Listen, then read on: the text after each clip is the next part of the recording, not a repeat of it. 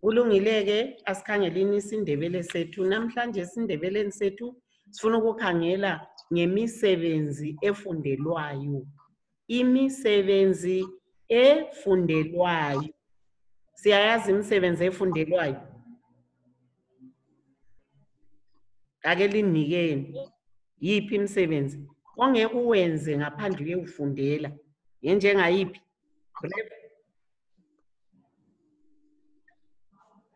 Nicholas, umsebenzi efundelwayo? Ukwenzani? Ukugamula inkuni. Ukugamula inkuni, Nicholas, uyahamba uye kufundela ukuthi uNicholas nxa usiyagamula inkuni uhambe esikolo ufike ufundise ukugamula inkuni. Ngitsho imisebenzi oyifundelayo. Hola, kulungile-ke. Imisebenzi efundelwayo nansi, ake siyikhangele. Nansi, ngiyibhalile. Liyayibona? Iyakhanya? Yebo. Yiphi? Asibalele. Pholisa. Ubupholisa. Olandelayo-ke, khangela phezulu, brave. Upholisa. Ubupholisa, angithi amapholisa. Nxa ufuna ukuba lipholisa, awuphonga uhamba nje ususiya emgwaqweni, ususiyamisa abantu. Lile corona. Hayi, uyahamba uye kufundela ukuthi kwenziwa njani ukuze ube lipholisa elizaphatha umthetho. Okunye-ke asibaleni nanku yangu ubhalile. Brave, khangela phezulu. Yiwuphi omunye umsebenzi? Nankuya olandelayo. Kuthiwani? Ubongikazi. Liyawazi umsebenzi okuthiwa wenza umuntu ongakuthiwa lo ungumongikazi. Umuntu onjani lo? Umongikazi. Ubongikazi, umongikazi. Siyamazi? Ngunensi, thina sithi ngamanensi, angithi esindebeleni ngomongikazi. Omunye umsebenzi, owami wona lo umsebenzi, ukuba ngumbalisi. Awuphonga usukuma nje uthi sensiyafundisa oNicholas, hayi oBrave. Uyahamba uyefunda esikolo sabongikazi okuthiwa yi-college okweminyaka 4 uyakufundela ukuba ngumbalisi ngeminye yemisebenzi efundelwayo. Angitsho? Siyezwa? Yebo. Ukuba ngudokotela. Kambe unje ungaphonga uhamba suye esibhedlela, susiyaba ngudokotela, sihlaba abantu amajekiseni, subhalela abantu imithi, usuba operator, sembahlinza khona. Ngingakwenza khonokho? Angeke ngikwenze. Kumele umsebenzi lo ngiyewufundela. Yiyo imisebenzi esithi iyafundelwa. Kumele uqale ukufundele. Ukuba lipholisa kuyafundelwa. Ukuba ngumongikazi esithi ngunesi kuyafundelwa. Ukuba ngumbalisi kuyafundelwa. Awuphonga uvuka nje uthi mana ngiye eklasini ngiyefundisa abantwana. Hayi, kumele ufunde ukufundele. Ukuba ngudokotela kuyafundelwa. Minengi imisebenzi efundelwayo. Eminye imisebenzi uyazenzela la uzicabangela uzibonela abanye besenza. Njengoba uNicholas ukugamula inkuni awukufundeli. Kodwa ungabona mbusekhaya ukhulu uthatha ihloka. Athi Nicholas asihambe siyedinga inkuni kumbe mfuna ukuyagamula izigodo. La uyamkhangela ukhulu. Umbone ukhulu nangu ubabamkhulu uphethe ihloka. Nangu uyaliphakamisa. Uyagamula. La uyabona ubone nansi isihlahla sesisiwo. awukufundele awuyi esikolo. Ungabona lawe kunjalo, lawe usukhulile, susenzani, suthatha ihloko, ngabona ukhulu esenzendi, sugamula. Akufanani lokuba ngudokotela. Bethel, siyakwemukela. Namhla kusiNdebele sifunda ngemisebenzi efundelwayo omele uhambe esikolo uyewufundela umsebenzi wakhona. Khathesi nxa sifunda sizilungiselele kutheni singakhula sesikhetha imisebenzi esifuna ukuyenza sesisiyayifundela. Sikhangela imisebenzi enjengobupholisa, umongikazi, udokotela, umbalisi. Yimisebenzi efundelwayo leyo. Bengisachasisa ukuthi ikhona eminye imisebenzi ozenzelayo nje njengokuthi noma ukhula ukuthatha umthanyelo, uthanyela ubona ukuthi hayi emkulwini kamama, ekhitshini kamama sekungcolile. Uthatha umthanyelo, uthanyela ubuthi izibi uyezichitha. Yebo khonokho ungakuhambela uye kufundela? Hayi. Ungafundela ukuthanyela? Hayi, awungeke ukufundele. Ukuyalahla izibi awungeke ukufundele.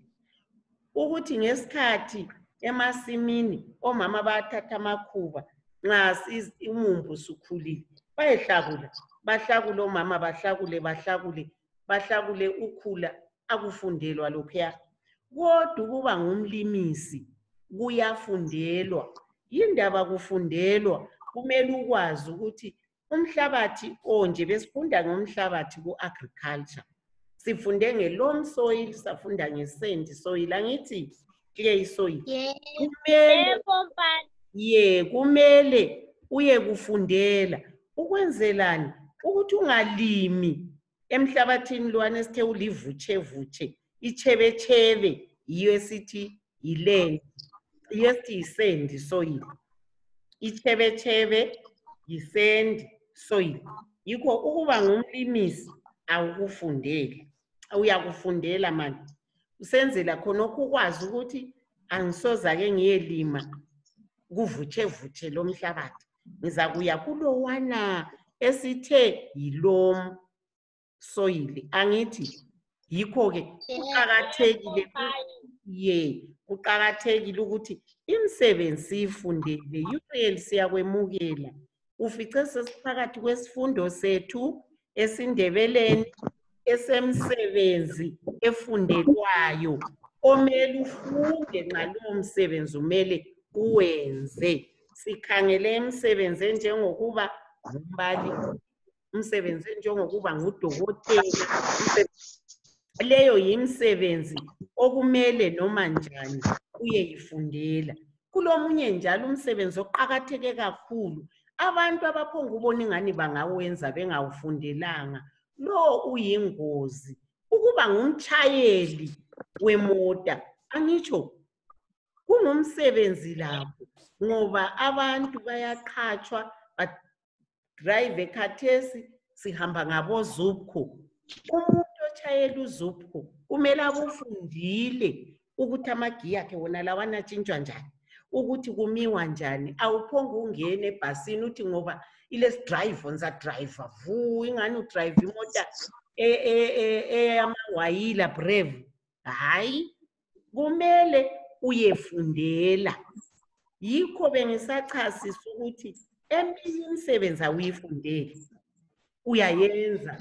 Njengokuvuka, uyakwazi ukuthi nxa mvuka ekuseni kumele ngenze ukudla kwami. Kungumsebenzi lakho khonokho. Kodwa awungeke uye esikolo esokuthi uyafunda ukuthi upheka njani, iporridge wenza njani itiye.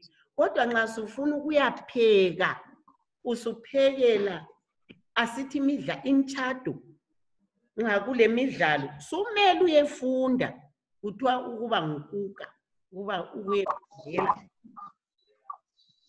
umsebenzi. Uzwisisile Uriel isihloko sethu sanamuhla? Uzwile? Yebo mbalisi. Nginika umsebenzi owodwa ofundelwayo owaziyo. yiwenzani umsebenzi omele uyewufundela nxa umele uwenze.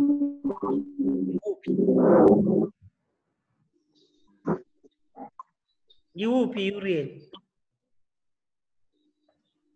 Umsebenzi omunye ofundelwayo? Ethel yiwuphi? Yebo. Ukuba ngumanjinela wemakhompyutha. Engineer kumele uye kufundela ukufundisa khonokho ukuthi yenziwa njani. Lokuba ngumanjiniya, u-engineer osebenza ngemtshini emkhulu uyakufundela. Yebo. Brave, yiwuphi omunye? Ungudokotela. Yes, uqambile uba ngudokotela. Uriel?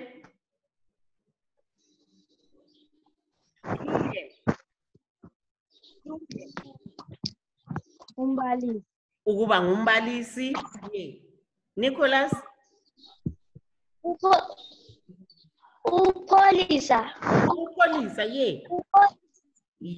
ubupholisa lapho uyabufundela. Sitshilo sathi ikhona imisebenzi efundelwayo, ikhona engafundelwayo. Namuhla ke esindebeleni sethu umsebenzi engilinika wona lingenzeli ngibhalela imisebenzi efundelwayo 10 elithumi. Imisebenzi efundelwayo 1 yilo eminye sixoxe ngayo la, ukuba ngumbalisi, ukuba lipholisa, ukuba yini? Isotsha. Umanjinela. Ukuba yisotsha. Isotsha angithi? Yes. Umbhaleleke engu-10 uyibhala uthi leyo imisebenzi efundelwayo. Ube usungibhalela eminye ngapha eceleni emihlanu engu-5 engafundelwayo. Uthi lo nyazenzela angiyi esikolo, angiwufundeli. Njengawuphi ke nje Nicholas, sithe yikuphi okungafundelwayo, ophonga uzenzela. Sithe yikwenzani? Ukugamula inkuni. Ukugamula inkuni awukufundeli lokho. Bethel, yikuphi esithe akufundelwa? Ukuthanyela.